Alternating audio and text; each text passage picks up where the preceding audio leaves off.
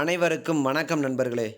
நம்ம இந்த காணொளியில என்ன பார்க்க போறோம் அப்படின்னா, வெங்கடேஷன் எழுதிய தற்கால தமிழ்நாட்டு வரலாறு, அது தொடர்புடைய எக்ஸாம் பாயிண்ட் ஆஃப் வியூயான விஷயங்கள் தான் பார்த்துக்கிட்டு இருக்கோம். ஆல்ரெடி கிட்டத்தட்ட 12 வகுப்புகள் முடிஞ்சு. இது வந்து வகுப்பு 13 கிளாஸ் 13வது கிளாஸு. இதுக்கான டிஸ்கிரிப்ஷன் வந்து நான் வந்து லிங்க்ல குடுக்குறேன். நம்ம பிளேலிஸ்ட்லயும் இருக்கு. நம்ம வீடியோஸ்ல நம்ம சேனல்ல போய் பாருங்க. நிறைய வீடியோஸ் வந்து அப்லோட் பண்ணியிருக்கோம். லட்சுமிகாந்த தமிழ் படுத்தி போட்டுக்கிட்டு இருக்கோம். நிறைய லைவ் கிளாஸ் நம்ம நைட் போய்கிட்டு இருக்கு. Exam point of view questions. So புதிய நண்பர்களாக இருந்தீங்கன்னா நம்ம சேனலை சப்ஸ்கிரைப் பண்ணிக்கோங்க, லைக் பண்ணிக்கோங்க. லைக் பண்ண உடனே ஹைப்னு ஒரு ஆப்ஷன் வரும். ஹைப் பண்ணிக்கோங்க. பெல் சிம்பிளை கிளிக் பண்ணிக்கோங்க. அப்போ தான் நம்ம போடுற வீடியோ வந்து நோட்டிஃபிகேஷனில் காட்டும். ரெகுலராக உங்களுக்கு லைவ் கிளாஸ் உங்களுக்கு காட்டும். டெலகிராமில் ஜாயின் பண்ணிக்கோங்க. உங்களுக்கு எக்ஸாம் பாயிண்ட் ஆஃப் வியூனா எல்லா பிடிஎஃப்மே அதில் இருக்குது. ஓகேங்களா? சரி, நம்ம ஆல்ரெடி ராஜாஜியோட ஆட்சியை பார்த்தோம். அதில் வந்து பார்த்தோம்னா நிறைய விஷயங்கள் பார்த்துட்டோம். இப்போ வந்து இது பிரகாசம் ஆட்சி. பிரகாசத்தோட ஆட்சியை பொறுத்த வரைக்கும் 1946லேருந்து 1947. பிரகாசம் ஆட்சி 1946லேருந்து 1947. பிரகாசத்தின் தலைமை சர்ச்சைக்குரியது. பிரகாசத்தின் தலைமை சர்ச்சைக்குரியது அப்படின்னு சொன்னவர் யார் அப்படின்னா சுப்பிரமணியத்தை பொறுத்த வரைக்கும் நிறைய சுப்பிரமணியங்கள் இருக்காங்க. அன்னிபெசன்ட் அம்மையாரை ஜெயிலில் வச்சப்போ சர்பட்டத்தை துறந்தவர் வந்து அவர் வந்து பார்த்தோன்னா சுப்பிரமணியம். பாரதியாரோட இயற்பெயர் வந்து சுப்பிரமணியம். வாவே சுப்பிரமணியம், தமிழ் சிறுகதையில் முதல் சிறுகதை எழுதினவர், குலத்தங்கரை அரசமரம், அவர் பேர் சுப்பிரமணியம். இந்த மாதிரி நிறைய சுப்பிரமணியங்கள் இருக்காங்க. இதில் வந்து சுப்பிரமணியம்ன்ற ஒருத்தர் என்ன பண்ணுறாரு, அதுமாதிரி இந்து பத்திரிக்கையோட சுப்பிரமணியம், இந்து பத்திரிக்கையோட ஆசிரியர் வந்து சுப்பிரமணியம். ஓகேங்களா? இவர் வந்து சுப்பிரமணியம் பிரகாசத்தின் தலைமை சர்ச்சைக்குரியது என்று கூறியவர். வாழ்க்கை குறிப்பு, பிரகாசத்தை பற்றி வாழ்க்கை குறிப்பு சொல்கிறாங்க. தங்குதூரி பிரகாசம்ன்றாங்க. தங்குதூரி பிரகாசம். இவர் வந்து வழக்கறிஞர். 1872 ஆகஸ்ட் மாதம் 29ஆம் தேதி வினோத ராயுலி என்ற ஆந்திர கிராமத்தில் பிறக்கிறார். இவர் வந்து வெங்கட நரசிம்மத்துக்கும் சுப்பம்மாவுக்கும் மகனாக பிறந்தார். இவங்க அப்பா அம்மா பேர் என்ன, பிரகாசத்தோட ஒரு ஆந்திர கேசரி என்று அழைப்பாங்க. இவரோட அம்மா அப்பா பேர் வந்து என்னது அப்படின்னா வெங்கட நரசிம்மம் சுப்பம்மா. இவங்க அம்மா அப்பா பேர். 11வது வயதில் தந்தை இழந்த பிரகாசம் தாயின் பராமரிப்பில் வளர்ந்தார். கிட்டத்தட்ட ஒரு 11 வயசுலேயே வந்து அப்பா இறந்துடுறாரு. அவங்க அம்மா தான் வளர்க்குறாங்க. பள்ளி படிப்பை முடித்துவிட்டு வழக்கறிஞராக வேண்டும் என்ற நோக்கத்தோடு சென்னைக்கு வந்தார் பிரகாசம். ஓகேங்களா? வழக்கறிஞராக ஆகணும் அப்படின்னு சொல்கிற நோக்கத்தோடு தான் சென்னைக்கு வராரு. அவர் விருப்பப்படியே சட்டம் பயின்று சென்னையில் வழக்கறிஞரானார். பின்னர் ஆந்திராவில் நகராட்சி தலைவரானார். ஆந்திராவில் நகராட்சி ராஜமுந்திரின்ற இடத்துல வந்து பார்த்தோன்னா நகராட்சி தலைவராப்பில் 1904ஆம் ஆண்டு. அப்போ வந்து இந்த கொஸ்டின் எப்படி கேட்கலாம், தங்குதூரி பிரகாசம் பிறந்த ஆண்டு 1872 ஆகஸ்ட் 29. தங்குதூரி பிரகாசத்தோட அம்மா அப்பா பேர் என்ன, வெங்கட நரசிம்மம் சுப்பம்மா. தங்குதூரி பிரகாசம் எந்த ஆண்டு நகராட்சி தலைவரானார், 1904ஆம் ஆண்டு. தங்குதூரி பிரகாசம் எங்கு வழக்கறிஞர் பட்டம் பெற்றார், சென்னையில் வழக்கறிஞர் பட்டம் பெற்றார். ஓகேங்களா? அப்புறம் வழக்கறிஞர் பாரிஸ்டர். பிரகாசம் பாரிஸ்டர் பட்டம் பெற வேண்டும் என்ற நோக்கத்தோடு இங்கிலாந்து சென்றார். இவர் இங்கிலாந்து என்ன நோக்கத்தோடு போகிற, இவரோட நோக்கமே என்னது, இங்கிலாந்துக்கு போய் பாரிஸ்டர் பட்டம் பெறுறது தான். லண்டனில் அப்பட்டத்தை பெற்றார். எப்பயுமே அவர் ஆசைப்பட்ட மாதிரியே வந்து பாரிஸ்டர் பட்டத்தை பெற்றார் லண்டனில். அவர் லண்டனில் இருந்தபோது இந்திய சங்கத்தின் உறுப்பினரானார். இந்திய சங்கத்தோட உருவாக்கினவர் யார் அப்படின்னா இந்திய சங்கம், கிழக்கிந்திய கழகம்லாம் வந்து யார், தாதாபாய் நவ்ரோஜி. இந்திய சங்கத்தின் உறுப்பினரானாப்புல. அப்போது பிரிட்டிஷ் 1865 இந்திய சங்கம், கிழக்கிந்திய கழகம் வந்து பார்த்தோன்னா 1866 தாதாபாய் நவ்ரோஜி தொடங்கியிருப்பார். அதில் இந்திய சங்கத்தின் உறுப்பினரானாப்புல. அப்போது பிரிட்டிஷ் பாராளுமன்ற மக்களவைக்கான தேர்தலில் போட்டியிட்ட இந்திய தலைவர் தாதாபாய் நவ்ரோஜிக்கு ஆதரவாக தேர்தல் பிரச்சாரம் செய்தார்.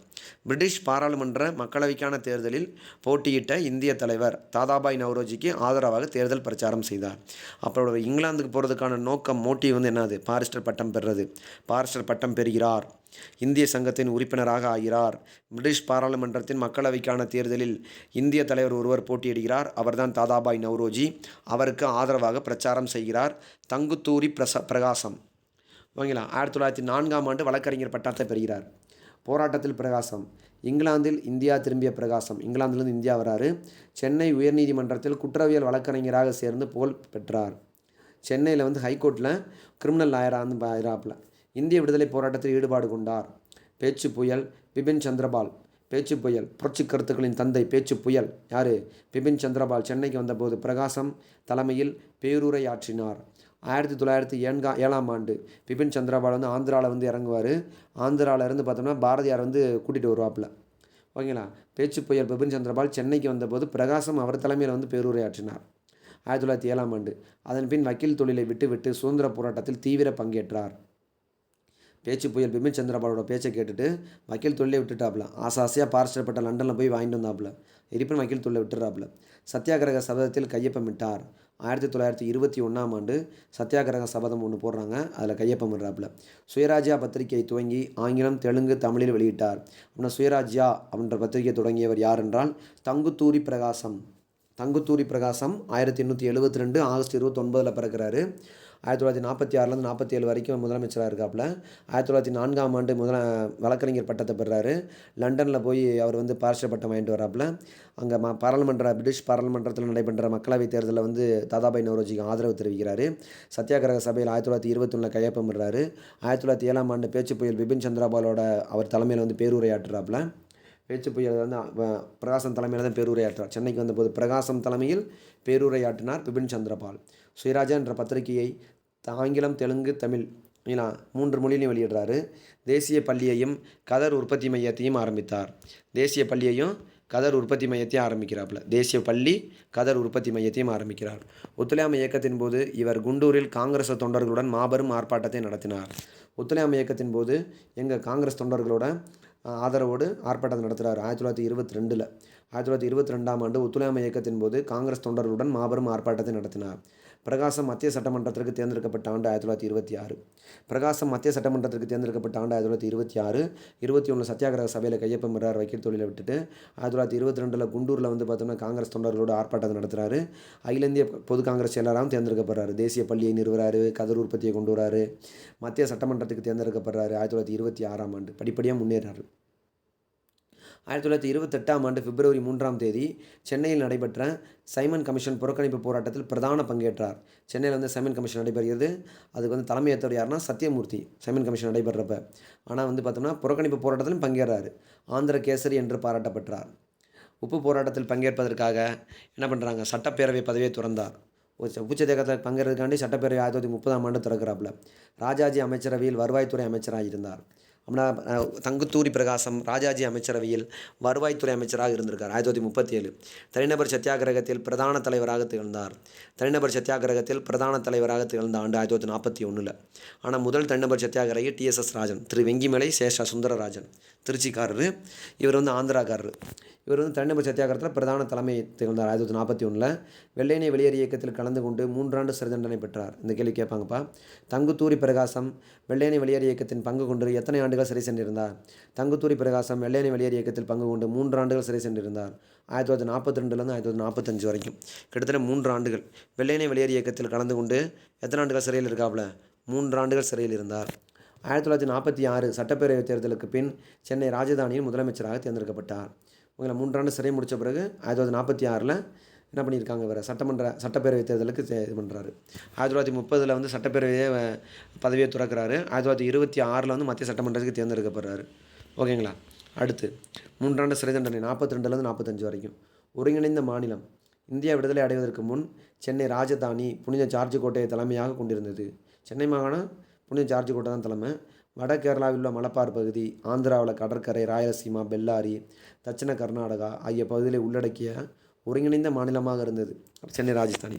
ஒரிசாவில் கஞ்சம் பகுதியையும் வரும். ஆட்சி அமைப்பு. 1670 ஒரு செயலாளரை கொண்டு 6 துறைகளை கொண்ட செயலகம் சென்னையில் துவக்கப்பட்டது. அப்படின்னா சென்னையில் செயலகம் தலைமைச் செயலகம் 1670 ஒரே ஒரு தலைமை செக்ரட்டரி வச்சுக்கிட்டு 6 டிபார்ட்மெண்ட் வச்சு தொடங்கப்பட்டது. இதை 1920 வரை முதன்மைச் செயலாளர் நிர்வகித்து வந்தார். சீஃப் செக்ரட்டரி நிர்வகிச்சுட்டு வர்றாப்புல 1920 வரைக்கும். அதன் பின் இந்திய அரசாங்க சட்டம் 1919 நடைமுறைக்கு வந்த பின் 1920 பொதுத் தேர்தல் நடைபெற்றது. அப்போ 1919 நடைமுறைக்கு வந்த பின்னாடி 1920 பொதுத் தேர்தல் நடைபெற்றது. இரட்டை ஆட்சியின் கீழ் நீதி கட்சி ஆட்சி அமைத்தது. நமக்கு தெரியும். கிட்டத்தட்ட 17 ஆண்டுகளில் 13 ஆண்டுகள் ஜெயிச்சிருப்பாங்க. 13 ஆண்டுகள் ஆட்சி பண்ணியிருப்பாங்க. முதல் தேர்தலில் 98 இடங்களில் 63 இடங்கள் ஜெயிச்சிருப்பாங்க. அப்போது சட்டசபையின் ஆட்சி காலம் 3 ஆண்டுகள். அப்போது சட்டசபையோட ஆட்சி காலம் எத்தனை ஆண்டுகளாக இருந்துச்சு? அப்போது சட்டசபையின் ஆட்சி காலம் 3 ஆண்டுகள். சட்டசபை உறுப்பினர்களின் எண்ணிக்கை 132. அப்போது சட்டசபையின் ஆட்சி காலம் 3 ஆண்டுகள். சட்டசபை உறுப்பினர்களின் எண்ணிக்கை 132. அவர்களில் 34 பேர் ஆளுநர்களால் நியமிக்கப்பட்டவர்கள். இதில் 34 பேர் யார் அப்படின்னு சொல்லி பார்த்தோம்னா ஆளுநர்களால் நியமிக்கப்பட்டவர்கள். எஞ்சியோர் மக்களால் தேர்ந்தெடுக்கப்பட்டனர். 34 பேர் ஆளுநரால் நியமிக்கப்பட்டவர்கள். மீதி இருக்கிறவங்க பார்த்தோம்னா மக்களால் தேர்ந்தெடுக்கப்பட்டவர்கள். இந்திய அரசியல் சட்டம் 1935 செயல்படுத்தப்பட்ட போது ஈரவை சட்டமன்றம் அறிமுகப்படுத்தப்பட்டது. ஓகேங்களா. இந்திய அரசியல் சட்டம் 1935 செயல்படுத்தப்பட்ட போது ஈரவை சட்டமன்றம் அறிமுகப்படுத்தப்பட்டது. நீதி கட்சியில் 17 ஆண்டு கால ராஜாஜி முதலமைச்சராக இருந்தாப்புல. 1920லேருந்து 37 வரைக்கும். 1937லேருந்து 39 வரைக்கும் வந்து பார்த்தோம்னா 2 வருஷம் தான் இவர் இருந்திருப்பாப்புல. நீதி கட்சி 17 ஆண்டுகள், 20லேருந்து 37. ராஜாஜி வந்து 37 to 39. அதன் பிறகு யார் இருந்திருக்காருன்னா தங்கூரி பிரகாசம் தான் இருந்திருக்காப்புல. ஆளுநர் ஆட்சி 1939லேருந்து 46. ஆளுநர் ஆட்சி கிட்டத்தட்ட வந்து ஒரு 7 ஆண்டுகள் நடைபெற்றிருக்கு. இருமுறை நீட்டிச்சிருக்காங்க. ராஜாஜி முதல்வர் பதவியிலிருந்து விலகிய பின்னர் சென்னை ஆளுநர் ஆட்சியின் கீழ் கொண்டு வரப்பட்டது. சென்னை வந்து யாரோட கண்ட்ரோலில் கொண்டு வந்துட்டாங்க? ஆளுநர் கண்ட்ரோலில் கொண்டு வந்துட்டாங்க. 1939 அக்டோபர் 30. ஆளுநர் ஆட்சி 2 முறை நீட்டிக்கப்பட்டது. 1943 பிப்ரவரி மாதம் 15ஆம் தேதி, 1945 செப்டம்பர் மாதம் 29ஆம் தேதி. இந்த 2 முறை வந்து பார்த்தோம்னா 1943 பிப்ரவரி 15லேருந்து 1945 செப்டம்பர் 29 வரைக்கும். செப்டம்பர் 1945 ஜூலை மாதம் இங்கிலாந்தில் அட்லி அவர் தலைமையில் தொழிற்கட்சி அரசாங்கம் அமைக்கிறாங்க. அது 45 ஜூலை மாதத்தில். இந்த ஆட்சி மாற்றத்திற்கு பின் வேவல் திட்டத்தின் இந்தியாவில் கைது செய்யப்பட்ட காங்கிரஸ் போராட்டக்காரர்கள் அனைவரும் விடுவிக்கப்பட்டனர். இந்த ஆட்சிக்கு பின்னாடி வந்து பார்த்தோம்னா என்ன பண்ணுறாங்க? வேவல் திட்டத்தின்படி இந்தியாவில் கைது செய்யப்பட்ட காங்கிரஸ் போராட்டக்காரர்கள் அனைவருமே விடுவிக்கப்பட்டனர். இந்தியாவில் கைது செய்யப்பட்ட காங்கிரஸ் போராட்டக்காரர்கள் அனைவரும் விடுவிக்கப்பட்டனர். அதன் பின் 1946 நடைபெற்ற சென்னை சட்டப்பேரவைத் தேர்தலில் காங்கிரஸ் வெற்றி பெற்று மீண்டும் ஆட்சிக்கு வந்தது. அதன் பின்னாடி 1946 நடைபெற்ற சென்னை சட்டப்பேரவைத் தேர்தலில் காங்கிரஸ் வெற்றி பெற்று மீண்டும் 1946 என்ன பண்ணுறாங்க? காங்கிரஸ் வந்து திருப்பி ஜெயிச்சு வர்றாங்க. தமிழ்நாடு காங்கிரஸ் 1946 சட்டமன்ற பேரவைத் தேர்தலுக்கு முன் தமிழ்நாடு காங்கிரஸ் கோஷ்டி பூசலின் கோட்டையாக இருந்தது. 1946 சட்டப்பேரவைத் தேர்தலுக்கு முன்னாடி வந்து பார்த்தோம்னா தமிழ்நாடு காங்கிரஸ் கோஷ்டி பூசலின் கோட்டையாக இருந்துச்சு. தமிழ்நாடு காங்கிரஸ் மக்கள் செல்வாக்கு பெற்ற காமராஜரின் தலைமையின் கீழ் வலுவான நிலையில் இருந்துச்சு. தமிழ்நாடு காங்கிரஸ் வந்து பார்த்தோம்னா காமராஜரோட தலைமையில் வலுவான நிலையில் இருக்குது. 1942 வெள்ளையனே வெளியேறு இயக்கத்தை எதிர்த்து காங்கிரஸை விட்டு வெளியேறிய ராஜாஜி மீண்டும் மாநில அரசியலுக்கு வந்தார். 1942 வெள்ளையனே வெளியேறு இயக்கத்தை விட்டு வெளியேறாப்புல ராஜாஜி மீண்டும் என்ன பண்ணுறாரு அப்படின்னா மாநில அரசியலுக்கு வர்றாப்புல. காங்கிரஸின் மேலிட ஆதரவை பெற்றிருந்த ராஜாஜிக்கும் மாநில மக்களின் ஆதரவை பெற்றிருந்த காமராஜுக்கும் கடுமையான போட்டி ஏற்படுது. அது 42 வெள்ளையனே வெளியேறு இயக்கத்தில் ராஜாஜி மீண்டும் அரசியலுக்கு வர்றாரு. ஓகேங்களா. சிஎன் முத்துராமலிங்க முதலியார், எம் பக்தாச்சலம் போன்ற முக்கியஸ்தர்கள் காமராஜரை ஆதரித்தனர். இரு கோஷ்டினரின் நிலவிய பூசலை தீர்த்து வைப்பதற்காக காங்கிரஸ் மேலிடம் அசப் அலியை சென்னைக்கு அனுப்பியது. அசப் அலின்னு ஒருத்தர் அனுப்பிச்சிருக்காங்க. காங்கிரஸ்குள்ளே சண்டை போடாதீங்கப்பான்னு சொல்லி. மாநில காங்கிரஸ் விவகாரத்தில் காங்கிரஸ் மேலிடம் குறுக்கிடுவதை காமராஜர் கோஷ்டியினர் விரும்பவில்லை. அசப் அலி அனுப்புனது வந்து அவங்க மாநில காங்கிரஸ் விவகாரத்தில் வந்து காங்கிரஸ் மேலிடம் கொடுக்கறது. ராஜாஜி மத்திய சட்டமன்றத்துக்கு வருவதை நல்லது என்று கருதினார். வல்லபாய் பட்டேல் ராஜாஜி வந்தால் நல்லது அப்படின்னு சொல்லி வல்லபாய் பட்டேல் கருதுகிறாப்புல. ஆனால் காந்தியும் நேருவும் ராஜாஜியை ஆதரித்தனர். எனவே 1946 சட்டப்பேரவை தேர்தலுக்கு முன் தமிழ்நாடு கோஷ்டி பூசலின் கூடாரமாக இருந்தது. ஓகேங்களா. அது 46க்கு முன்னாடி. சட்டப்பேரவை தேர்தல் 1946 கட்சி பெற்ற இடங்கள் 1935 இந்திய அரசாங்க சட்டத்தின் கீழ் நடத்தப்பட்ட சட்டப்பேரவை தேர்தல் 1946 மார்ச் 30ஆம் தேதி முடிவடைந்தது. 1946 மார்ச் 30 முடிவடைந்தது. 1935 இந்திய அரசாங்க சட்டத்தின்படி. இது இந்திய விடுதலையாகும் முன் நடத்தப்பட்ட கடைசி தேர்தலாகும். இந்திய விடுதலை ஆகிறதுக்கு முன்னாடி நடத்தப்பட்ட கடைசி தேர்தல்ன்றாங்க. இத்தேர்தலில் கட்சிகள் பெற்ற இடங்கள் வருமாறு: காங்கிரஸ் வந்து 163, முஸ்லீம் லீக் வந்து 28, சுயேட்சை கட்சி வந்து 7, ஐரோப்பியர் வந்து 6, கம்யூனிஸ்ட் கட்சி 2, சுயேட்சை 6, போட்டியின்றி தேர்ந்தெடுக்கப்பட்டோர் 2. 1942 கம்யூனிஸ்ட் கட்சியின் மீதான தடை விலக்கிக் கொள்ளப்பட்ட பின் இத்தேர்தலில் இவர்கள் 103 இடங்களில் போட்டியிட்டு 2 இடங்களில் வெற்றி பெற்றனர். 1942 கம்யூனிஸ்ட் கட்சி மீதான தடை விலக்கிக்கிட்ட பின்னாடி 103 இடங்களில் போட்டியிட்டு 2 இடங்களில் ஜெயிக்கிறாங்க. ஓகேங்களா. அடுத்து வந்து ராஜாஜிக்கு எதிர்ப்பு வருது. காங்கிரஸுக்கு பெரும்பான்மை பலம் இருந்த போதிலும் முதலமைச்சராக தேர்ந்தெடுப்பதில் கருத்தொற்றுமை ஏற்படவில்லை. காங்கிரஸுக்கு பெரும்பான்மையான பலம் இருந்த போதிலும் முதலமைச்சரை தேர்ந்தெடுப்பதில் கருத்தொற்றுமை கிடையாது. காங்கிரஸ் மேலிடத்தின் ஆதரவோடு ராஜாஜி மீண்டும் முதலமைச்சராக முயற்சித்தார். காந்தியும் அகில இந்திய காங்கிரஸும் ராஜாஜியை முதலமைச்சராக்குவதில் குறியாக இருந்திருக்காங்க. காந்தியும் அகில இந்திய காங்கிரஸும். வெள்ளையனே வெளியேறு இயக்கத்தை எதிர்த்த எவருக்கும் தலைமை பொறுப்பக்கூடாது என்ற விதி இருந்த போதிலும் ராஜாஜிக்கு அதில் விதிவிலக்கு அளிக்கப்பட்டது. ஆனால் தமிழ்நாடு காங்கிரஸ் கமிட்டியில் ராஜாஜி முதலமைச்சராவதற்கு கடும் எதிர்ப்பு தெரிவிச்சிருக்காங்க. வெள்ளையனே வெளியேறு இயக்கத்தை தலைமை தாங்கினவங்களாம் என்ன பண்ணுறது, முக்கியமான பொறுப்பு கொடுக்கக்கூடாதுன்னு முடிவு பண்ணியிருக்காங்க. ஆனால் ராஜாஜிக்கு மட்டும் வந்து அந்த ரூல்ஸை வந்து பிரேக் பண்ணியிருக்காங்க. தமிழ்நாடு காங்கிரஸ் கமிட்டியில் ராஜாஜி முதலமைச்சராகிறதுக்கு கடுமையான எதிர்ப்பு இருந்துச்சு. எனவே தமிழ்நாடு, ஆந்திரா, கேரளா காங்கிரஸ் கமிட்டிகளின் தலைவர்களான காமராஜர், பிரகாசம், மாதவமேனன் ஆகியோரை புதுடெல்லிக்கு அழைத்து சமரச பேச்சுவார்த்தை நடத்தப்பட்டது. சமரச பேச்சு தோல்வி அடைந்ததால் முதலமைச்சர் பதவிக்கு போட்டி தவிர்க்க முடியாமல் போயிற்று. ராஜாஜிக்கும் பிரகாசத்துக்கும் இடையே இருந்த போட்டியில் ராஜாஜி 148 வாக்கு வித்தியாசத்தில் தோற்கடிக்கப்பட்டார். மேலும் 1937க்கு பிறகு அடுத்த முதலமைச்சர் பதவி ஆந்திராவைச் சேர்ந்த ஒருவருக்கு கொடுக்கப்பட வேண்டும் என்ற உடன்பாடு இருந்தது.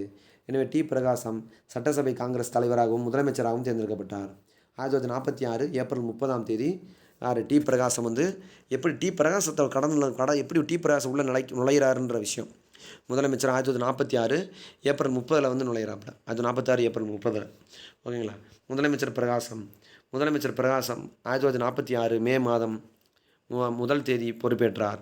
முதலமைச்சர் டி. பிரகாசத்தின் அமைச்சரவையில் வி. கிரி அவர் பார்த்தோம்னா தொழிலாளர் மின்சாரம், கூட்டுறவு திட்டம், காடுகள் இதெல்லாம் இருக்குது. எம். பக்தவாச்சலம் பொதுப்பணி, நீர்ப்பாசனம், நெடுஞ்சாலைகள். முதலமைச்சர் பிரகாசத்தோட தலைமையில் இருந்த அமைச்சர்கள் கண்ட்ரோலில் இருந்த டிபார்ட்மெண்ட்ஸ். அவினாசிலிங்கம் கண்ட்ரோலில் கல்வி இருந்திருக்கு. கே.டி. பாஷ்யம் தலைமையில் சட்டமன்றங்கள், சிறைச்சாலை, சட்டசபை இதெல்லாம் இருந்திருக்கு. குமாரசாமி ராஜா தலைமையில் வளர்ச்சி, விவசாயம், கால்நடை, மீன்வளம் இதெல்லாம் இருந்திருக்கு. டேனியல் தாமஸ் தலைமையில் உள்ளாட்சி, ருக்மணி லட்சுமிபதி தலைமையில் பார்த்தோம்னா பொது சுகாதாரம், மருத்துவம் இதெல்லாம் டி. பிரகாசம் தலைமையில் இருந்த அமைச்சரவையில் இருந்த இது. K.R. கரந்த் அப்படின்றவர் நில வருவாயை பார்த்துக்கிட்டாரு. கோட்டி ரெட்டி இவர் இந்து அறக்கட்டளை வருவாய். வேமுல கூர்மையா பொது தகவல்.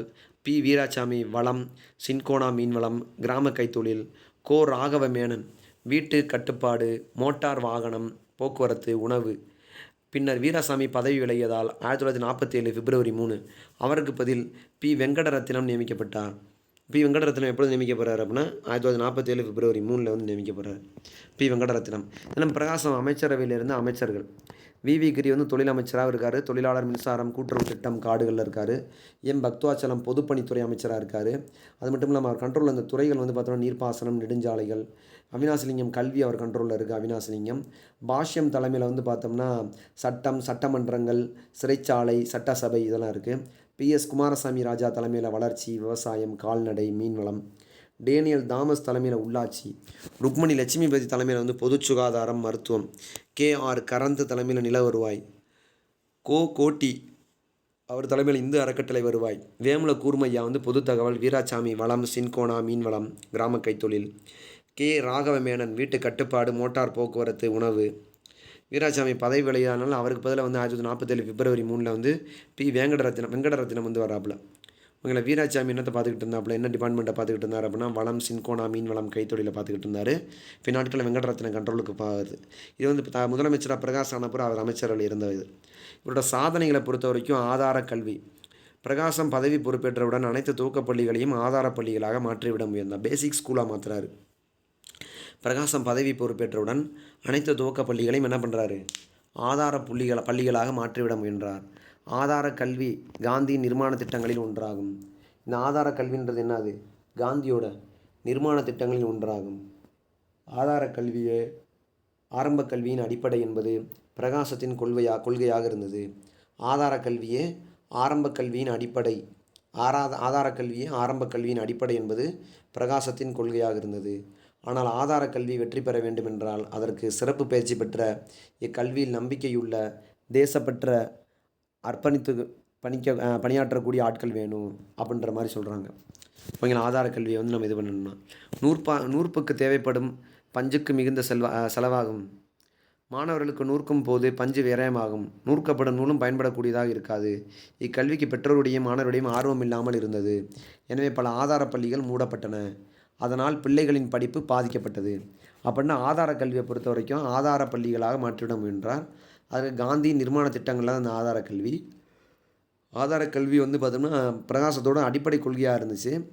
ஆதார கல்வி வெற்றி பெற வேண்டுமெனால் அதற்கு சிறப்பு பயிற்சி பெற்ற இக்கல்வியில் நம்பிக்கையுள்ள, தேசப்பற்றுடன் அர்ப்பணித்து பணியாற்றக்கூடிய ஆசிரியர்கள் வேண்டும். நூற்புக்கு தேவைப்படும் பஞ்சுக்கு மிகுந்த செலவாகும். மாணவர்கள் நூற்கும் போது பஞ்சு விரயமாகும். நூற்கப்படும் நூலும் பயன்படக்கூடியதாக இருக்காது. இக்கல்விக்கு பெற்றோருடையும் மாணவர்களையும் ஆர்வம் இல்லாமல் இருந்தது. எனவே பல ஆதார பள்ளிகள் மூடப்பட்டன. அதனால் பிள்ளைகளின் படிப்பு பாதிக்கப்பட்டது அப்படின்றாங்க. அடுத்து ஜவுளி கொள்கை. பிரகாசத்தின் ஜவுளி கொள்கை தமிழ்நாட்டில் பெரும் சர்ச்சையை ஏற்படுத்தியது. பிரகாசத்தோட ஜவுளி கொள்கையை பொறுத்த வரைக்கும் தமிழ்நாட்டில் பெரும் சர்ச்சையை ஏற்படுத்துது.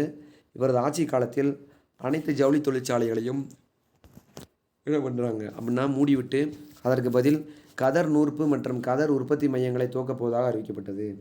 பிரகாசத்தின் ஜவுளி கொள்கை தமிழ்நாட்டில் பெரும் சர்ச்சையை ஏற்படுத்தியது. இவரது ஆட்சி காலத்தில் அனைத்து ஜவுளி தொழிற்சாலைகளையும் மூடிவிட்டு அதற்கு பதில் கதர் நூற்பு மற்றும் கதர் உற்பத்தி மையங்களை துவக்கப் போவதாக அறிவிக்கப்பட்டது. அந்த அறிவிப்பு தமிழ்நாட்டில் பொருளாதார பூகம்பத்தை ஏற்படுத்திவிட்டது. பல ஜவுளி தொழிற்சாலைகள் தமிழ்நாட்டில் இருந்தமையால் தமிழ்நாட்டில் தொழில் வளர்ச்சி முடக்கவே இந்த முயற்சி என்று பேசப்பட்டது. தமிழ்நாட்டு தொழிலதிபர்கள் பிரகாசத்தை எதிரியாகவே பார்த்தனர். தமிழ்நாட்டு தொழிலதிபர் என்ன பண்ணுறாங்க, பிரகாசத்தை எதிரியாகவே பார்க்குறாங்க. ஜவுளித்துறையை மூடிட்டு போகிற அளவுக்கு விஷயங்கள் வந்து நிறைய நடைபெற்றிருக்கு. மொழிக் கொள்கை. முதலமைச்சர் பிரகாசம் தமிழ்நாட்டு மக்களின் உணர்வுகளை புரிந்து கொள்ளாமல் தேசிய மொழிக் கொள்கையை பின்பற்றினார். முதலமைச்சர் பிரகாசம் தமிழ்நாட்டு மக்களோட உணர்வுகளை புரிஞ்சுக்கல, தேசிய மொழிக் கொள்கையை தான் பயன்படுத்துகிறாரு. மீண்டும் இந்திய கட்டாய பாடமாக்கப்பட்டது. தென்னிந்தியாவின் பிற பகுதிகளான ஆந்திரா, கர்நாடகா, கேரளாலாம் இந்தியை ஏற்றுக்கொண்டனர். ஆனால் தமிழ்நாட்டில் இதற்கு கடும் எதிர்ப்பு இருந்தது. இந்தி மொழிக் கொள்கையை நடைமுறைப்படுத்திய கல்வி அமைச்சர் டி.எஸ். அவினாசிலிங்கம் கடுமையான கண்டனத்துக்கு ஆளானார். இந்தி மொழி கொண்டு வந்ததுனால பெரிய பிரச்சனை ஏற்படுது. பெரியார், ஈவேரா எழுப்பிய இந்திய எதிர்ப்பு போராட்டமாக உருவெடுத்தது. சி.என். அண்ணாதுரை தலைமையின் பள்ளிகளின் முன்பு ஆர்ப்பாட்டம் நடைபெற்றது. பல நகரங்களில் ஊர்வலங்களும் ஆர்ப்பாட்டங்களும் மறியல்களும் நடைபெற்றன. கும்பகோணத்தில் நடைபெற்ற போராட்டத்தில் பங்கேற்றார். போலீஸ் தடியடிக்கு உள்ளாயினார். ஓகேங்களா. பலர் படுகாயமடைந்தனர். மறியலுக்கு தலைமை தாங்கிய என்.வி. நடராஜனும் மணியம்மையும் கைது செய்யப்பட்டு சிறையில் அடைக்கப்பட்டனர். இந்த மொழிக் கொள்கையில் வந்து போராட்டம் பண்ண என்.வி. நடராஜனும் மணியம்மையும் கைது செய்யப்பட்டு சிறையில் அடைக்கப்படுறாங்க. மொழிக் கொள்கை இவரும் கொண்டு வராப்புல டி. பிரகாசமும். குற்றச்சாட்டு. பிரகாசத்தின் மகன் தந்தையின் செல்வாக்கை பயன்படுத்தி சொந்த நலனை பெருக்கிக் கொள்வதற்காக புகார்கள் எழுந்ததாக குறிப்பிட்டுள்ளார் சி. சுப்பிரமணியம். மகன் செலுத்தியதாக கூறப்படும் இந்த அதிகாரம் சாராத அதிகாரம் தந்தையின் நாணயத்தையும் நம்பகத்தன்மையும் பெரிதும் பாதித்து விட்டது. அவங்க மகன் வந்து ஆட்டம் போட ஆரம்பிச்சிட்டாப்புல. பதவி விலகல். 1947 பிப்ரவரி 14ஆம் தேதி பிப்ரவரி 14லேருந்து என்ன பண்ணிட்டாங்க அப்படின்னா, காங்கிரஸ் வந்து சட்டப்பேரவை உறுப்பினர்கள் பிரகாசத்தின் தலைமைக்கு எதிராக நம்பிக்கையில்லா தீர்மானத்தை கொண்டு வந்திருக்காங்க. அதன் விளைவாக பிரகாசம் முதலமைச்சர் பதவி விலக நேர்ந்தது. மார்ச் 14ஆம் தேதி 1947. அதன் பிறகு நடைபெற்ற கட்சித் தலைவருக்கான போட்டியில் ஓமந்தூர் ராமசாமி ரெட்டியார் 166க்கு 73 வித்தியாசத்தில் வெற்றி பெற்றார். அப்புறம் பிரகாசத்துக்கு அப்புறம் ஓமந்தூர் ராமசாமி வந்துடுறார். இப்போ ஆந்திர கேசரி டி. பிரகாசத்தை பற்றி ஒரு மதிப்பீடு பண்ணுறாங்க. பாரிஸ்டர் பட்டம் பெற்றவர். சென்னை உயர்நீதிமன்றத்தில் குற்றவியல் வழக்கறிஞர் தொழிலை விட்டு தேசிய விடுதலை போராட்டத்தை தன் வாழ்க்கையை அர்ப்பணித்தவர். காந்தியின் கொள்கைகளில் நம்பிக்கையுடையவர். சென்னையில் வந்து பார்த்தோன்னா ஆளுநர் ஆட்சி முடிந்த பின் பிரகாசம் முதலமைச்சராவதற்கு காமராஜர் பெரிதும் காரணமாக இருந்தார். காமராஜர் தான் இவர் காரணமாக இருக்காப்புல பிரகாசம் ஆட்சி அமைக்கிறதுக்கு. ராஜராஜி முதலமைச்சராக கூடாது என்பதற்காக அவர் பிரகாசத்தை ஆதரித்தார். எனினும் அமைச்சரவை அமைக்கும் போது பிரகாசத்துக்கும் காமராஜருக்கும் இடையே இடைவெளி ஏற்பட்டது. அதற்கு காரணம் அமைச்சரவையில் காமராஜர் பரிந்துரைத்த மாதவ மேனனை சேர்த்து கொள்ளாமல் ராஜாஜியின் ஆதரவாளர் ராகவ மேனனை சேர்த்து கொள்ளுனதுனால. அவர் வந்து மாதவ மேனனை சேர்த்துக்க மாட்டார். இவர் ராகவ மேனனை சேர்த்துக்கிறார். மாதவ மேனன் காமராஜர் சொன்ன ஆள். ஓகேங்களா. மாதவ மேனன், ராகவ மேனன் ராஜாஜி சொன்ன ஆள். மேலும் பிரகாசத்தின் கல்விக் கொள்கையும் ஜவுளி கொள்கையும் தமிழக மக்களிடையே பெரும் ஏமாற்றத்தை அளித்தன. மேலும் பிரகாசம் மதுவிலக்கு கொள்கையை நடைமுறைப்படுத்துவதில் ஆர்வமோ வேகமோ காட்டவில்லை. ஓகேங்களா. மதுவிலக்கை பொறுத்த வரைக்கும் தமிழ்நாட்டை விட ஆந்திராவின் வளர்ச்சியில் அதிக அக்கறை காட்டியதாக தமிழ்நாட்டு தலைவர்கள் நினைத்தனர். யாவற்றுக்கும் மேலாக கட்சி பிரச்சனைகளையும் ஆட்சி சவால்களையும் அவரால் சமாளிக்க முடியவில்லை. எனவே 1947 மார்ச் 14ஆம் தேதி பதவி விலகினார். 1872 ஆகஸ்ட் 29ஆம் தேதி பிறக்கிறாரு. 1904 வந்து வழக்கறிஞர் பட்டம் பெறுறாரு சென்னையில். அவங்க அம்மா அப்பா பேர் வந்து வெங்கடப்பர், சுப்பம்மா. இவர் வந்து பார்த்தோம்னா இங்கிலாந்தில் போய் ஒரே நோக்கம் பாரிஸ்டர் பட்டம் பெற்றுட்டு வர்றாரு. அங்கே வந்து இந்திய சங்கத்தை உறுப்பினராக இருக்கார். தாதாபாய் நவ்ரோஜி பாராளுமன்ற மக்களவைத் தேர்தலில் பிரிட்டிஷ் பாராளுமன்றத்திற்கான தேர்தல் நடைபெறுகிறது. ராஜாஜிக்கு ஆதரவு தெரிவிக்கிறாரு. அப்புறம் வந்து இந்தியா வராரு. இந்தியா வந்து பார்த்தோம்னா இப்போ பேச்சு புயல் பிபின் சந்திரபாலை வந்து சென்னைக்கு வர்றப்ப அவர் தலைமையில் வந்து ஆந்திர கேசரி டி. பிரகாசம் தலைமையில் பேருரை ஆட்டுறாங்க. அதுக்கப்புறம் 1921 சத்தியாகிரக சபையில் வந்து கையெழுத்து போடுறாப்புல. வெளியே வந்துடுறாப்புல வழக்கறிஞர் துள்ள விட்டுட்டு. 1926 மத்திய சட்டமன்றத்தை தேர்ந்தெடுக்கப்படுறாரு. உப்பு சத்தியாகிரகத்தில் பங்கு கொள்றதுனால அந்த பதவியை வந்து வேணான்னு விலக்கிடுறாரு. அதுக்கப்புறம் மத்திய சட்டமன்றத்திற்கு பின்னாட்களில் வந்து தேர்ந்தெடுக்கப்படுறாரு. 45 பிப்ரவரி மாதத்துலேருந்து 47 வரைக்கும் கிட்டத்தட்ட 2 முறை வந்து பார்த்தோம்னா ஆளுநர் ஆட்சி நடைபெற்றிருக்கும். இதுக்கிடையில் வந்து பார்த்தோன்னா ராஜாஜிக்கு பிரகாசத்துக்கும் ஒரு போட்டி மாதிரி வருது. அப்போதைக்கு டி. பிரகாசம் வந்து காமராஜர் தான் ஆதரவு தெரிவிக்கிறாரு. ஆனால் ராஜாஜி சொன்ன ராகவ மேனனை பின்னாட்களில் வந்து அவர் அமைச்சராக நியமிக்கிறார் டி. பிரகாசம். காமராஜர் சொன்ன மாதவ மேனனை வந்து அவர் வந்து நியமிக்கலை. அதனால் அவங்களுக்குள்ள பின்னாடி கருத்து வேறுபாடு ஏற்படுது. அவங்க மயம் பண்ண சேட்டையினால் இவர் வந்து பின்னாட்கள் பதவி விலகிற மாதிரி ஆயிடுச்சு. இவர் வந்து காந்தியின் நிர்மாண திட்டத்தை கொண்டு வரதில் முழுமூச்சாக இருந்திருக்காரு. ஆதார கல்வியை பயன்படுத்தணுன்னு இறங்கியிருக்காப்புல. இந்தியாவில் தேசிய மொழிக் கொள்கையை உள்ள திணிச்சிருக்காப்புல. ஆந்திராக்காரங்களுக்கு தான் நிறைய பயனுள்ள வகை திட்டங்கள் நிறையா கொண்டு வந்திருக்காரு. அதனால் வந்து டி. பிரகாசம் வந்து மக்களால் விமர்சிக்கப்பட்டு 1947 மார்ச் 14 வந்து பதவியை வந்து விலகியிருப்பாப்புல. அடுத்து பார்க்க போகிறது யாருன்னா வைத்தியநாத ஐயர். வைத்தியநாத ஐயர் 1890 பிறக்கிறாரு. 1955 இறக்குறாரு. வைத்தியநாத ஐயர். இவர் வந்து வைத்தியநாத ஐயர் ஆக்சுவலி ஒரு வக்கீல், அட்வொகேட். வைத்தியநாத ஐயரும் சுப்பராமனும் மதுரையின் பெருமைக்கு பெருமை சேர்த்த பெரியார்கள். ஆனால் மதுரைக்கின் பெருமைக்கு பெருமை சேர்த்தவர் தான் யார்? என்எம்ஆர் சுப்பராமனும் வைத்தியநாத ஐயரும். மதுரையின் மைந்தர்களான இவர்கள் காந்தியின் தலைமையில் மேற்கொள்ளப்பட்ட அனைத்து போராட்ட நிர்மாண திட்டங்களிலும் கலந்து கொண்டனர், தன்னை இணைத்து கொண்டனர். ஒட்டி பிறக்காத சமூக சீர்திருத்த இரட்டையர்கள் என்று அழைக்கப்பட்டவர்கள். கலப்பில்லாத தேசபக்தர்கள் வந்து ராஜாஜியும் டிஎஸ்எஸ் ராஜனும். ஒட்டி பிறந்த சமூக இரட்டையர்கள் என்று அழைக்கப்படுவர் யார்? வைத்தியநாத ஐயரும் என்எம்ஆர் சுப்பராமனும். வைத்தியநாத ஐயன் 1890 மே 16 தஞ்சாவூர் மாவட்டம் விஷ்ணம்பேட்டை என்னும் சிற்றூரில் அருணாச்சல ஐயருக்கும் லட்சுமி அம்மையாருக்கும் மகனாக பிறந்தார். ஆக்சுவலி ஒரு தஞ்சாவூருக்காரர், விஷ்ணம்பேட்டை என்ற இடத்துல தான் பிறக்கிறாரு. அப்பா பேர் வந்து அருணாச்சலம், அம்மா பேர் வந்து பார்த்தீங்கன்னா லட்சுமி. ஓகேங்களா? அருணாச்சலம் லட்சுமி. ஓகேங்களா? அதுக்கப்புறம் வந்து தஞ்சை மாவட்டத்தில் பிறந்த வைத்தியநாதன் மதுரை கல்லூரியில் இளங்கலை பட்டத்தையும் சென்னை மாநில கல்லூரியில் சட்டம் பட்டம் பெற்று மதுரையில் வழக்கறிஞராக பெரும்புகழ் பெற்றவர் தான் அந்த வைத்தியநாத ஐயர். தஞ்சாவூரில் பிறக்கிறாரு, மதுரையில் யூஜி முடிக்கிறாரு, சென்னையில் மாநில கல்லூரியில் சட்டம் பெறாரு, திருப்பி மதுரையிலே வந்து வழக்கறிஞராக வேலை பார்க்குறாப்புல. போராட்டத்தில் பங்கு. வைத்தியநாதன் சென்னையில் படித்து கொண்டிருந்த போது அரசியலில் ஆர்வம் ஏற்படுது. அவர் சென்னையில் வேலை பார்த்துட்டு அரசியல் ஆர்வம் ஏற்படுது கேட்பாங்க. வைத்தியநாதன் எங்கே படித்து கொண்டிருந்த போது அரசியல் ஆர்வம் ஏற்படுது? சென்னையில் படித்து கொண்டிருந்த போது. சென்னைக்கு வந்த தேசத் தலைவரின் எழுச்சி பேச்சுகளை கேட்பதை வழக்கமாக கொண்டார். சென்னைக்கு வர்றப்பெல்லாம் தேசத் தலைவர்களோட எழுச்சிக்கு பேச்சுக்களை இப்போ கேட்பதை வழக்கமாக வச்சுருக்காப்புல. குறிப்பாக பிபின் சந்திரபாலின் பேச்சை இவர் வெகுவாக கவர்ந்தது. பின்னர் வைத்தியநாத ஐயர் மதுரையில் பிரபல வக்கீலாக இருந்தவர். இப்போதுதான் காந்தியடிகளின் கருத்துக்களும் அவர் அகிம்சை போராட்டங்களும் இவர் சுதந்திர போராட்டத்துக்கு கவர்ந்து இழுத்ததாக கூறியுள்ளார் ஐயரின் வாழ்க்கை வரலாற்று எழுதிய சந்திரபிரபு. இவர் வந்து மதுரையில் வழக்கறிஞராக பணி வேலை வைக்கிறாப்புல. சென்னையில் படிச்சுக்கிட்டு இருக்கப்போ அரசியல் ஆர்வம் வருது. மதுரையில் வந்து தான் களத்தில் இறங்குறாரு. ஓகேங்களா? வைத்தியநாத ஐயர் ஒத்துழையாமை இயக்கம் 1920, வேதாரணி உப்பு சத்தியாகிரக இயக்கம் 1930, வெள்ளையனை வெளியேறு இயக்கம் 1942 ஆகிய தேச விடுதலை போராட்டங்களில் பிரதான பங்கேற்றார். தஞ்சை மாவட்டங்களில் பிறந்த இவர் மதுரை வைத்தியநாத ஐயர் என்று குறிப்பிடப்படுகிறார். தஞ்சை மாவட்டம் எங்கள் விஷ்ணுபுரம் எங்கே பிறந்திருக்கார் அப்படின்னா தஞ்சை மாவட்டத்தில் விஷ்ணம்பேட்டை அருணாச்சல ஐயர் லட்சுமி அம்மையாருக்கு மகனாக பிறக்கிறார். சமூக சேவை. வைத்தியநாத ஐயர் இந்திய விடுதலை போராட்டங்களில் பங்கேற்ற காலத்தில் கதர், மதுவிலக்கு, அரிசன சேவை, இந்து முஸ்லீம் ஒற்றுமை போன்ற காந்திய நிர்மாண பணிகளிலும் ஆர்வத்தோடு ஈடுபட்டார். அவர் என்ன இந்திய விடுதலை போராட்டத்தில் ஈடுபட்டாலும் கதர் மதுவிலக்குலையும் ஈடுபட்டிருக்கார். இந்து முஸ்லீமோட ஒற்றுமை, அரிசன சேவைலாம். இவர் மதுரை மாவட்டங்களில் சுற்றுப்பயணம் மேற்கொண்டு கதர் உற்பத்தி பிரச்சாரம் செய்தார். மதுரை மாவட்டங்களில் சுற்றுப்பயணம் செஞ்சு கதர் உற்பத்தி வேலை பார்த்துருக்காரு. ஐயரின் கதர் பணியை அப்போது தமிழ்நாடு காங்கிரஸ் தலைவராக இருந்த வரதராஜலு ரொம்ப பெருசாக பாராட்டியிருக்காப்புல 1924. வெரி குட் வைத்தியநாதர் அப்படின்னு சொல்லி வரதராஜர் வந்து பாராட்டியிருக்கார் 1924. 1920களில் வைத்தியநாத ஐயர் காங்கிரஸுக்கு உறுப்பினர்களை சேர்த்தல், இளைஞர்களுக்கு வேலை முகாம்களை அமைப்பது, கிராம கல்வியை பரப்பல், சுகாதார முறைகளை அறிமுகப்படுத்துதல், தீண்டாமை ஒழித்தல், அரசியல் முன்னேற்றம், நிறைய விஷயங்கள் தன்னை அர்ப்பணிச்சுக்கிறார். 1920 வந்து வைத்தியநாத ஐயர் காங்கிரஸ் உறுப்பினர்களை சேர்க்கிறதுக்காண்டி. வரதராஜலு பாராட்டப்பட்டது 1924 கதர் வேலை பார்த்துருக்கனால, கதர் உற்பத்தியில் ஈடுபட்டதுனால. கடுங்காவல் தண்டனை. 1930 ராஜாஜியின் தலைமையில் மேற்கொள்ளப்பட்ட உப்பு சத்தியாகிரகத்தை பற்றிய ஆலோசனையின் பேரில் அது பற்றி முடிவெடுத்து போராட சத்தியாகிரகரை தெரிவு செய்து திருச்சியிலிருந்து வேதாரண்யம் வரை யாத்திரை செல்வது என்று வைத்தியநாத ஐயர் நெருங்கிய தொடர்பு கொண்டிருந்தனர். திருச்சியிலிருந்து வேதாரண்யம் யாத்திரை செல்வோம் அப்படின்னு முடிவு பண்ணுறாங்க. வைத்தியநாதில் நெருங்கிய தொடர்பு இருக்குது. ஏன்னா ராஜாஜி, வைத்தியநாத ஐயர், சுப்பராமன் கூட்டணியை வேதாரண்ய உப்பு சத்தியாகிரகம் வெற்றி பெறுவதற்கு மூல காரணம். ஆனால் ராஜாஜி, வைத்தியநாத ஐயர், சுப்பராமன் இவங்க 3 கூட்டணி தான் அது உப்பு சத்தியாகிரகம் வெற்றி பெற்றதற்கு முழு காரணம். வேதாரண்ய கடற்கரையில் உப்பெடுக்க முயன்ற போது ராஜாஜி உட்பட பலர் போலீசாரால் கடுமையாக தாக்கப்பட்டனர். ராஜாஜி உட்பட கைது செய்யப்பட்டதை வைத்தியநாத ஐயர், ஜி ராமச்சந்திரன் போன்றோர் தொடர்ந்து யாத்திரைக்கு மேற்கொண்டனர். இருப்பினும் வைத்தியநாத ஐயர், ஜி ராமச்சந்திரன் ஹரிசன சங்கத்தின் செயலாளர் தான் ஜி ராமச்சந்திரன். தலைவர் வந்து யார் அப்படின்னா டிஎஸ்எஸ் ராஜன். ஐயரும் போலீசாரின் தாக்குதலுக்கு இலக்கானார். இவருக்கு 6 மாத கடுங்காவல் தண்டனை வழங்கப்பட்டது. மீண்டும் சிறைவாசம். வேதாரண்யம் அறப்போராட்டத்தை அடுத்து வைத்தியநாத ஐயர் சட்டமறுப்பு இயக்கத்தில் பங்கேற்று அந்நிய பொருட்கள் புறக்கணிப்பு, கள்ளுக்கடை மறியல் போன்ற நடவடிக்கைகள் தீவிரமாக ஈடுபட்டார். 1932 ஜனவரி 4 காந்தி கைது செய்யப்பட்ட சிறையில் அடைக்கப்பட்டதை எதிர்த்து வைத்தியநாத ஐயர் மதுரை திலகர் சதுக்கத்தில் ஏற்பட்ட தமுக்க தான் சொல்கிறாங்க. மதுரை சதுக்கத்தில் தான் தமுக்கம் சொல்கிறாங்க, சதுக்கம் தான். அரசாங்கம் தடை வைத்தது. தடையை உடைத்து கொண்டு சென்ற ஐயரை கைது செய்து ஓராண்டு சிறை தண்டனை ₹100 வராதான் கொடுத்துருக்காங்க. 1932 ஜனவரி 4 காந்தி கைது செய்யப்பட்டதை எதிர்த்து வைத்தியநாத ஐயர் மதுரையில் சம்பவம் பண்ணியிருக்காப்புல. ஆலய பிரவேசம். வைத்தியநாத ஐயர் பிராமணராக இருந்தபோது ஹரிசனங்கள் மீதும் பற்றும் பாசம் கொண்டிருந்தார். அவர்களது நலனிலும் முன்னேற்றத்திலும் அக்கறை கொண்டிருந்தார். குறிப்பாக ஹரிசனங்களின் ஆலய பிரவேசங்களை எதையும் செய்ய தயாராக இருந்தார்.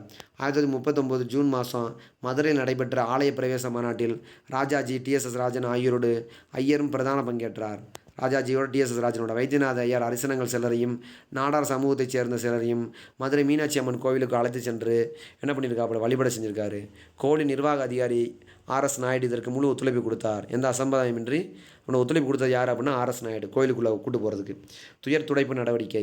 2ஆம் உலகப் போரின் விளைவாக ஏற்பட்ட பொருளாதார நெருக்கடியால் மதுரை மக்கள் வறுமையில் வாடிய போது வைத்தியநாத ஐயர் துயர் துடைப்பு நடவடிக்கைகளை மேற்கொண்டார். 1940இல் நேரு கைதாகி சிறையில் இருந்தபோது அடைக்கப்பட்டதால் மதுரையில் இந்து முஸ்லிம்களிடையே ஏற்படவிருந்த மோதலை சாதுரியமாக தவிர்த்த பெருமை ஐயருக்கு உண்டு. வெள்ளையனே வெளியேறு இயக்கத்தில் பங்கேற்பதற்காக வைத்தியநாத ஐயர் கைது செய்யப்பட்டு அலிப்புரம் சிறையில் அடைக்கப்பட்டார். ஆனால் வெள்ளையனே வெளியேறு இயக்கத்தில் எங்கே கைது செய்யப்பட்டிருக்காரு? வைத்தியநாத ஐயர் வந்து அலிப்புரம் சிறை 1942 சட்டமன்ற பணி அலிப்புரம் சிறையிலிருந்து விடுதலையாகி வந்த வைத்தியநாத ஐயர் 1946இல் பொதுத் தேர்தலில் மேலூர் தொகுதியில் பங்கேற்றார். 1946 மே 16 வந்து மேலூர் தொகுதியில் வந்து போட்டிடுறாரு. சுதந்திர போராட்டத்தில் பங்கேற்பு, கதர் பணி, கல்வி தொண்டு, அரசன பணி, ஆலய பிரவேசம் போன்ற நடவடிக்கைகளில் மக்களின் செல்வாக்கு நன்கு பெற்றிருந்த ஐயர் இத்தேர்தலில் அமோக வெற்றி பெற்றாப்புல. டி. பிரகாசம், முகமது ரெட்டியார், குமாரசாமி ராஜா ஆகியோர் ஆட்சி காலத்தில் கொண்டு வரப்பட்ட முற்போக்கு ஆகிய சிந்தனைகளை வந்து மசோதாக்களை பற்றி சட்டவின்ற விவாதங்களை பங்கேற்று தனது சட்ட அறிவு அனுபவம் ஆகியவற்றுடன் என்ன அட்வொகேட் தானே படிச்சிருக்காரு, அதனால் வந்து அதெல்லாம் வந்து வேணான்ருக்காப்புல. எதெல்லாம் வேணான்ருக்கு? முற்போக்கு மசோதாக்கள் எல்லாத்தையும் துணை கொண்டு ஆக்கப்பூர்வமான ஆலோசனையில் கூறினார் வைத்தியநாத ஐயர். இவர் விவாதங்களில் கலந்து கொண்டு பங்களிப்பு செய்த சில முக்கிய மசோதாக்கள்: இந்து அறநிலை சட்ட மசோதா, அத்தியாவசிய பொருட்கள் பராமரிப்பு மசோதா, சென்னை மாகாண ஆயத்தீர்வை குறைப்பு மசோதா, பெண்கள் சொத்துரிமை மசோதா, நில ஆக்கிரமிப்பு மசோதா, நஞ்சை நிலத்தில் வீடு கட்ட தடை செய்யும் மசோதா, சென்னை மாநில தொழிற்சாலை நிதியுதவி மசோதா, சென்னை மாநில பஞ்சாயத்து மசோதா, பொதுமக்கள் பாதுகாப்பு மசோதா, நீர் பாசன குளங்கள் அபிவிருத்தி மசோதா. இம்மசோதாக்கள் அனைத்து தமிழ்நாட்டு சமூக மற்றும் சமய பொருளாதார முன்னேற்றத்திற்கு அத்தியாவசியமான அடிப்படை முக்கியத்துவம் வாய்ந்தவை. இம்மசோதாக்கள் மீது நடைபெற்ற விவாதங்களின் போது வைத்தியநாத ஐயர் வெளியிட்ட கருத்துக்கள் போக்குவரத்து, மின்சார வசதி, இதெல்லாம் வந்து என்ன பண்ணியிருக்காங்க அப்படின்னு சொல்லி பார்த்தோம்னா, உற்பத்தி, விநியோகம், கல்வி நிறுவனங்கள், பெண்ணுரிமை, உற்பத்தி தொழிற்சாலையின் தேவை, உள்ளாட்சி நிர்வாகம், இதெல்லாம் குதிரை பந்தயம் தடை, மொழிக் கொள்கை பற்றி எல்லாம் கூறிய யோசனைகள் கருத்தாளம் வைக்கவை. நிறைய யோசனை கொடுத்துருக்காங்க இந்த நம்ம வந்து. ஓகேவா? ஓகே, மொழிக் கொள்கை பற்றி கருத்தாளமிக்கவே சொல்லியிருக்காங்க. மசோதாக்கள் மீது வைத்தியநாத ஐயர் வந்து சொல்லியிருக்காரு. ஒரு சகாப்தம் 60 வயது வரை நிறைவு பெற்ற பின்னரும் 1950 வைத்தியநாத ஐயர் தனக்கு மிகவும் பிடித்த பணியை நிறுத்தவில்லை. உடல்நலை குறைந்த போதிலும் அப்பணியை மேற்கொண்டார். 1872 பிறக்கிறார். எப்போ பிறக்கிறார் இவர் சொல்லி பார்த்தா 1990 பிறக்கிறாரு. எப்போ இறக்குறாரு அப்படின்னா 1990 பிறந்து 1955 இறக்குறாரு. 1990 பிறக்கிறார், 1955 இறக்குறாரு. ஓகேங்களா? ஓகே, அதுக்கப்புறம் பார்க்க போகிறேன்னா ருக்குமணி லட்சுமிபதியை பற்றி பார்ப்போம். ருக்குமணி லட்சுமிபதி 1992 பிறக்கிறாங்க. 2 வருஷம் இளைய பிள்ளை தான் அவங்களை காட்டணும். 1951 இறக்குறாங்க. 20ஆம் நூற்றாண்டின் முற்பகுதியில் தமிழ்நாட்டு பெண்கள் பொது வாழ்க்கையில் ஈடுபடுவது அரிது. அதிலும் அரிது அரசியல் பெருவெள்ளத்தில் எதிர்நீச்சல் அடித்து வெற்றிகரமாக கரை சேருவது. அத்தை அரும்பெரும் சாதனை செய்த ருக்குமணி லட்சுமிபதி 1992 டிசம்பர் 6ஆம் தேதி சென்னை திருவல்லிக்கணியில் சீனிவாசராவ் சூடாமணி தம்பதியருக்கு மகளாக பிறந்தார். இவங்க தாத்தா தான் வந்து பார்த்தோம்னா ராஜா டி. ராமாராவ், பிரபல நிலப்பிரபுவாக இருந்தவர். செல்வ செழிப்பான தாத்தா பேர் டி. ராமாராவ். அவங்க அப்பா பேர் வந்து பார்த்தோம்னா சீனிவாசராவ் சூடாமணி. இந்த பிள்ளை பேர் வந்து ருக்குமணி லட்சுமிபதி. எழும்பூர் மாநில பள்ளியிலையும் பயிற்சி பள்ளியிலையும் நுங்கம்பாக்கம் பெண்கள் உயர்நிலைப் பள்ளியிலையும் படித்த பின்னர் பெண்கள் கிறிஸ்துவ கல்லூரியில் வந்து யூஜியை முடிக்கிறாங்க. ஆசாந்தா லட்சுமி என்ற மருத்துவரை மணந்து கொண்டார். ஆசாந்தா லட்சுமின்றது இவங்களோட கணவர். பெண்கள் வந்து பார்த்தீங்கன்னா பட்டப்படிப்பை வந்து பார்த்தீங்கன்னா வேறு வந்து யூஜியில் முடிச்சிருக்காங்க சென்னையில் நுங்கம்பாக்கத்தில். ஓகேங்களா? சென்னை நுங்கம்பாக்கத்தில் வந்து பார்த்தோம்னா இந்த அம்மா வந்து பெண்கள் உயர்நிலை படிப்பு எழும்பூர் மாநில பயிற்சி பள்ளி நுங்கம்பாக்கம் எழும்பூர் மாநில பயிற்சி பள்ளியிலும் நுங்கம்பாக்கம் பெண்கள் உயர்நிலைப் பள்ளியிலும் படித்த பின்னர் பெண்கள் கிறிஸ்துவ கல்லூரியில் பட்டப்படி படிச்சிருக்காங்க. அப்புறம் 3 ஸ்கூலு: எழும்பூர் மாநில பயிற்சி பள்ளி, பெண்கள் உயர்நிலைப் பள்ளி எழும்பூர், பெண்கள் கிறிஸ்துவ பள்ளி. பங்கேற்பு: பெண் உரிமையிலும் அவரது முன்னேற்றத்திலும் பெரிதும் நாட்டம் கொண்ட ருக்குமணி லட்சுமிபதி இந்திய காங்கிரஸ் உறுப்பினரான ஆண்டு 1923 இந்திய ஐஎன்எஸ்சி உறுப்பினர், பாரத மகளிர் மகா மண்டலின் சென்னை கிளை செயலராகவும் இந்திய மாதர் சங்க உறுப்பினராகவும் சிறப்புடன் பணியாற்றி அகில இந்திய அங்கீகாரம் பெற்றார். 1926 ஜூன் மாதம் பிரான்ஸ் தலைநகர் பாரிஸில் நடைபெற்ற அகில உலக பெண்கள் வாக்குரிமை ஒன்றிய மாநாட்டில் இந்தியாவின் சார்பாக பங்கேற்றார். 1926 ஜூன் மாதம். அதன் பின்னர் பெண்ணுரிமை மாநாட்டில் கலந்து கொள்வதற்காக ஜப்பான் நாட்டுக்கு சென்றார். பெண்ணுரிமை நாட்டுக்காக ஜப்பான் போகிறாங்க. வீட்டுக்காரருக்காக வந்து அதுக்கப்புறம் அங்கே போய் தான் இது பண்ணியிருப்பாங்க நம்ம ருக்குமணி லட்சுமிபதி. அந்த வீட்டுக்கார பேர் வந்து என்ன வேதம்னு சொல்லி பார்த்தோம்னா ஆசாந்தா. அவர் ஒரு டாக்டராக தான் இருப்பாப்புல. ஓகேங்களா? இவரோட டாக்டர் வந்து ஆசாந்தா லட்சுமிபதி. காங்கிரஸ் செயலாளர். மக்களிடையே செல்வாக்கு பெற்ற ருக்குமணி லட்சுமிபதி 1927ஆம் ஆண்டு மகளிர் காங்கிரஸ் செயலாளராக தேர்ந்தெடுக்கப்பட்டார். அப்படின்னா உறுப்பினரானது 1923 வந்து உறுப்பினர். 26 பாரிஸ் நடைபெற்ற மாநாட்டுக்கு போகிறாங்க. 27 மகளிர் காங்கிரஸ் செயலாளர். 29 சைமன் குழு வந்தபோது அதற்கு எதிரான போராட்டத்தில் பங்கேற்று முன்னணி தலைவர்கள் ஒருவராக திகழ்ந்தார். சென்னை கடற்கரை நடைபெற்ற பிரமாண்டமான பொதுக்கூட்டத்தில் சத்தியமூர்த்தியும் ருக்மணியும் எழுச்சி உரையாற்றினர். 1929ஆம் ஆண்டு நேருவின் தலைமையில் நாகூரில் நடைபெற்ற காங்கிரஸ் கூட்டத்தில் வந்து பார்த்தா ருக்மணி, சத்தியமூர்த்தி, ராஜாஜி ஆகியோர் கலந்து கொண்டனர். 23 உறுப்பினர். 29 வந்து சைமன் குழு எதிர்ப்பு போராட்டம். 27 வந்து காங்கிரஸ் செயலாளர், மகளிர் காங்கிரஸ் செயலாளர். 26 வந்து பிரான்ஸ் தலைவரால் வந்து கலந்துக்கிறாங்க. காங்கிரஸ் சத்தியாகிரகி. 1930ஆம் ஆண்டு ராஜாஜியின் தலைமையில் மேற்கொள்ளப்பட்ட வேதாரண்யம் அறப்போராட்டத்துக்கு தெரிவு செய்யப்பட்ட 98 சத்தியாகிரகிகளில் ருக்மணி ஒருத்தங்க. 1930 மே 14ஆம் தேதி இவர் மீது கிரிமினல் குற்றம் சாட்டப்பட்டு ஓராண்டு காலம் சிறையில் அடைக்கப்பட்டன. ருக்மணியின் நன்னடத்தை காலமாக சீக்கிரமாக வெளியே விட்டாங்க. உப்பு சத்தியாகிரகத்தில் பங்கேற்று சிறை சென்ற முதல் பெண்மணி ருக்மணி லட்சுமி பாய் தான். முதல் சிறைக்கு போனவங்க அந்த அம்மா தான். முதல் அபராதம் கட்டியுமே அவங்க தான். ஒரு வருஷம் சிறை தண்டனையும் சீக்கிரமே விட்டுருவாங்க. அபராதம் கட்டினது இந்த அம்மா தான். சிறை தண்டனை உப்பு சத்தியாகிரகத்தில் கலந்து கொண்ட ருக்மணி சட்டமறுப்பு போராட்டத்தில் மற்றொரு அம்சமான அந்நிய துணி புறக்கணிப்பில் தீவிர பங்கேற்றனர். வெளிநாட்டு துணிகளை விற்பனை செய்த கடைகளுக்கு முன் ஆர்ப்பாட்டம் பண்ணியிருக்காங்க, அணிய வேண்டாம் சொல்லி. போராட்டத்தில் கலந்து கொண்டமைக்காக 6 மாத சிறை தண்டனை, 100 ரூபா அபராதம். காந்தி அரிசன சேவைக்காக அகில இந்திய அரிசன சேவா சங்கம் அமைத்து அதன் மூலம் அரிசன முன்னேற்றத்துக்கு உதவுவதற்கு நிதி கேட்டு நாடு முழுவதும் வசூல் பயணம் மேற்கொண்டார். தமிழ்நாட்டுக்கு வந்தப்போ சென்னை ராபின்சன் பூங்காவில் ஒரு கூட்டத்தை ருக்மணியும் அவரது 12 வயது மகள் இந்திராவும் தாங்கள் அணிந்திருந்த நகைகளை கழற்றி காந்தியிடம் கொடுத்துருக்காங்க அரிசன நலநிதிக்காக. அப்புறம் ருக்மணி லட்சுமி பதியோட வீட்டுக்கார பேர் வந்து அனந்த லட்சுமி. இவங்க ருக்மணி லட்சுமி பதியோட மகள் பேர் வந்து இந்திரா. ருக்மணி லட்சுமியோட மகள் பேர் வந்து என்னது? இந்திரா. ஓகேங்களா? ருக்மணி லட்சுமி பதியோட மகள் பேர், வீட்டுக்கார பேர் வந்து பார்த்தோம்னா என்னது? டாக்டர் ஆசந்த லட்சுமி. அம்மா அப்பா பேர் வந்து சீனிவாசராவ் சூடாமணி. மகள் பேர் வந்து இந்திரா. மகள் பேர் வந்து என்னது? இந்திரா சொல்லியிருக்காங்க. அடுத்து 1933 அந்த மாதிரி நிறைய கல்வி கொடுத்துருக்கு. அவைத்தலைவர் ருக்மணி லட்சுமிபதி அரசியல் பங்கேற்பும் பங்களிப்பும் வியப்புக்குரியது. ஏன்னா தமிழ்நாடு இளைஞர் மாநாடு மதுரை நடைபெற்ற போது 31 ஜூன் 6 தமிழ்நாடு இளைஞர் மாநாடு மதுரை நடைபெற்ற போது தலைமை தாங்கி இளைஞர்களை ஊக்குவித்து புகழ்பெற்ற ருக்மணி அம்மையார் தன்னுடைய விடுதலை போராட்டத்தாலும் வெளிநாடு மாநாட்டில் பங்கேற்றதாலும் நிறைய செல்வாக்கு பெறுறாங்க. முன்பிருந்த சமூக சேவை முத்துலட்சுமி ரெட்டி நியமன சட்டசபை உறுப்பினர் 1927. எனவே 1934ஆம் ஆண்டு நடைபெற்ற சென்னை மேலவைக்கான தேர்தல் எளிதாக வெற்றி பெற்றார். ராஜாஜி மக்களால் தேர்ந்தெடுக்கப்பட்ட முதலமைச்சர். ருக்மணி முதல் துணை சபாநாயகர். 8 ஆண்டு காலம் 40 வைக்கும். 1947 45 வரைக்கும். இப்போதைக்கு தேர்ந்தெடுக்கப்பட்ட முதல் பெண் உறுப்பினர் ருக்மணி லட்சுமி பாய் தான். சபாநாயகராக தேர்ந்தெடுக்கப்பட்டிருக்காங்க. முதலமைச்சராக இருந்தபோது ருக்மணி துணை சபாநாயகர். இவர் சட்டமன்ற உறுப்பினராக இருந்ததோடு மட்டுமின்றி சென்னை மாநகராட்சியின் தேர்ந்தெடுக்கப்பட்ட உறுப்பினராக 5 ஆண்டுகள் 1936 to 41 சென்னை சட்டமன்ற உறுப்பினர். 1945 47 45 வந்து சபாநாயகர், துணை சபாநாயகர். ருக்மணி லட்சுமி பதியை பொறுத்த வரைக்கும் 1946 நடைபெற்ற சென்னை சட்டமன்ற தேர்தலில் நகர மகளிருக்கான பொது தொகுதியிலிருந்து இவர் போட்டியின்றி தேர்ந்தெடுக்கப்பட்டார். 1800 நம்ம பிறக்கிறது எப்போ பிறக்கிறாங்க அப்படின்னா 1892 பிறக்கிறாங்க. 1951 இறக்குறாங்க. ஆசந்த லட்சுமி வீட்டுக்கார பேர், மகள் பேர் இந்திரா, அம்மா பேர் சீனிவாசராவ். அதுக்கப்புறம் வந்து பார்த்தோம்னா லட்சுமி. இந்த அம்மாவோட சீனிவாசராவ். இந்த ருக்மணி லட்சுமி பதியோட அம்மா பேர் என்னது அப்படின்னா சூடாமணி. சீனிவாசராவ் சூடாமணி. ஓகேங்களா? அமைச்சர் பதவி ஏற்றுக்கிறாங்க இந்த அம்மா.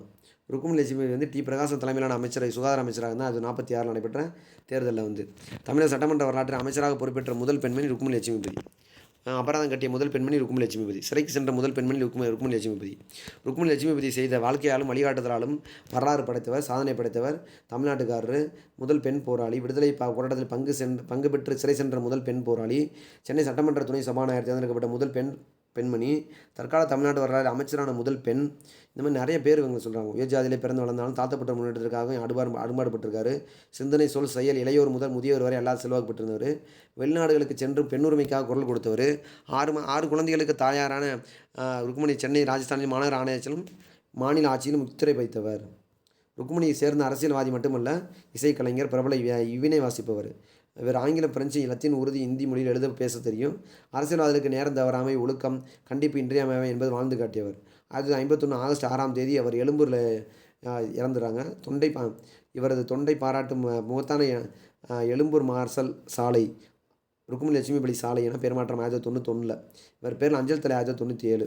1892 இறக்குறாங்க. 1997 அஞ்சல் தலை. 91 வந்து பார்த்தோன்னா சாலைக்கு பேர் வச்சுருக்காங்க. 51 வந்து இறந்துறாங்க இந்த அம்மா. ஓகேங்களா? 23 காங்கிரஸோட உறுப்பினராக இருக்காங்க. 26 சட்டமன்றத்துக்கு தேர்ந்தெடுக்கப்படுறாங்க. ஓகேங்களா? சென்னை சட்டமன்றத்துக்கு 27 முதலட்சுமி ரெட்டி நியமன சேலை. இந்த அம்மா வந்து பார்த்தோம்னா 12 வயது மகள் இந்திரா 6 மாத சிறை தண்டனை பெற்றிருக்காங்க. ஓகேங்களா? இது எக்ஸாம் பாயிண்ட்டாகவே ரொம்ப முக்கியமானது. ஓகே நண்பர்களே, புதிய நண்பர் சப்ஸ்கிரைப் பண்ணிக்கோங்க, லைக் பண்ணிக்கோங்க, டெலகிராமில் ஜாயின் பண்ணிக்கோங்க. அடுத்து ஒரு நல்ல வீடியோவில் பார்ப்போம். ஹைப் பண்ணுற ஆப்ஷன் இருக்குது. லைக் பண்ண உடனே ஹைப் பண்ணுங்கள். லைக் பண்ணால் தான் ஹைப் பண்ணுற ஆப்ஷன் வரும். அதை பண்ணுங்கள். பெல் சிம்பலை கிளிக் பண்ணிக்கோங்க. அப்போ நம்ம போகிற நோட்டிஃபிகேஷன் உங்களுக்கு வரும். நன்றி நண்பர்களே. அடுத்த வகுப்பில் சந்திப்போம். நன்றி.